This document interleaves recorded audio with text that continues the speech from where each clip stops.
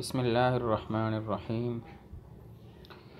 آج ہم سورہ فاتحہ کی آیت اہدنا الصراط المستقیم سے آخر تک ترجمہ اور تفسیر پڑھ لیتے ہیں۔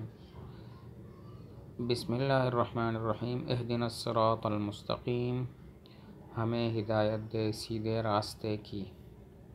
پیچھے جو ارشاد فرمایا ایاک نعبد و ایاک نستعین، ہم تیری ہی عبادت کرتے ہیں اور تجھ ہی سے مدد چاہتے ہیں، تو یہاں سے اس مدد چاہنے کی وضاحت ہے، بیان ہے کہ ہم اس طرح مدد چاہتے ہیں کہ اہدنا الصراط المستقیم، ہمیں سیدھے راستے کی رہنمائی عطا فرما، ہمیں سیدھا راستہ دکھا۔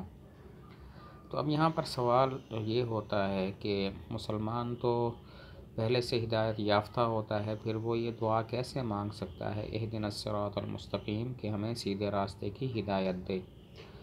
تو اس کے دو جواب ہیں۔ ایک جواب تو یہ ہے کہ یہاں پر اہدنا کا مطلب ہے ہمیں صراط مستقیم پر ثابت قدمی عطا فرما، ہمارے قدم نہ ڈگمگائیں، سیدھے راستے پر ہمیں ثابت قدم فرما۔ اور دوسرا جواب یہ ہے کہ ہدایت کا مطلب الطاف اور مہربانیاں ہیں جو اللہ تعالیٰ کی طرف سے ہوتی رہتی ہیں، اور اللہ تعالیٰ کی طرف سے ہدایت اور رہنمائی کی کوئی حد نہیں ہوتی، ہر پل اور ہر آن ہوتی رہتی ہے، کوئی انتہا نہیں ہے۔ تو اسی وجہ سے بندہ بھی محتاج ہے کہ وہ اللہ تعالیٰ سے ہدایت مانگتا رہے۔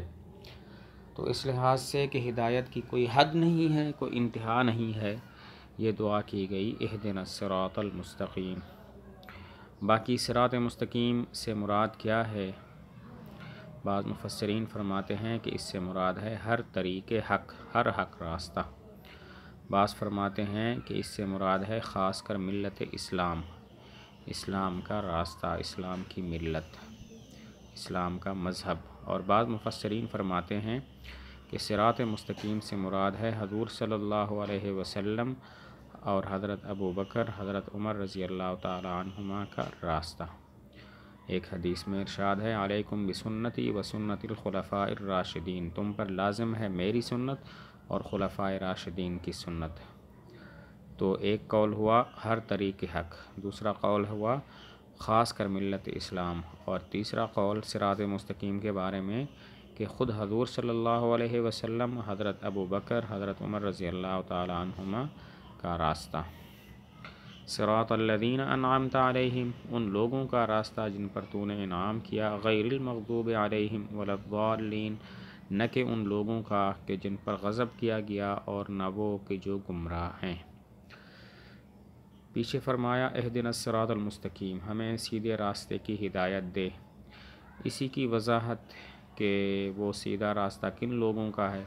وہ سیدھا راستہ ان لوگوں کا ہے الذین انعمت علیہم، جن پر تو نے انعام کیا۔ وہ لوگ کون ہیں جن پر اللہ تعالیٰ نے انعام کیا؟ تو اس کی وضاحت ایک اور آیت میں موجود ہے۔ اللہ تعالیٰ نے ارشاد فرمایا اولئک الذین انعم اللہ علیہم من النبیین والصدیقین والشہداء والصالحین، یہ وہ لوگ ہیں جن پر اللہ نے انعام کیا، یعنی چار لوگ ہیں، انبیاء، صدیقین، شہداء اور صالحین۔ غیر المغضوب علیہم ولا الضالین، نہ کہ ان لوگوں کا راستہ جن پر غضب کیا گیا اور نہ وہ کہ جو گمراہ ہیں۔ یہ کون لوگ ہیں؟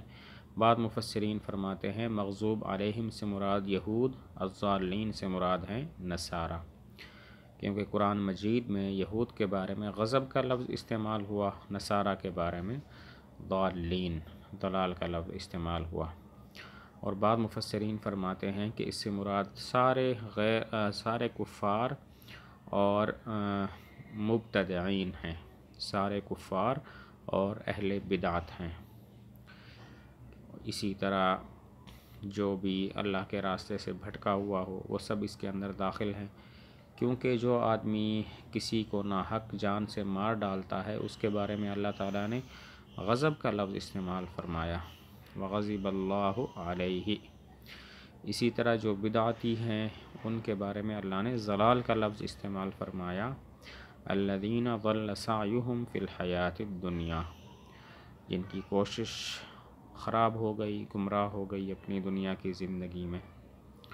تو ایک قول ہوا کہ مغضوب سے مراد یہود، الضالین سے مراد نصارہ۔ دوسرا قول ہوا کہ مغضوب اور ضالین دونوں کا سے مراد کفار اور اہل بدعت ہیں۔ تو ترجمہ اس طرح ہوا، اہدنا الصراط المستقیم، ہمیں ہدایت دے سیدھے راستے کی، صراط الذین انعمت علیہم، ان لوگوں کا راستہ جن پر تو نے انعام کیا، نہ کہ وہ کہ جو جن پر غضب کیا گیا، اور نہ وہ جو گمراہ ہیں۔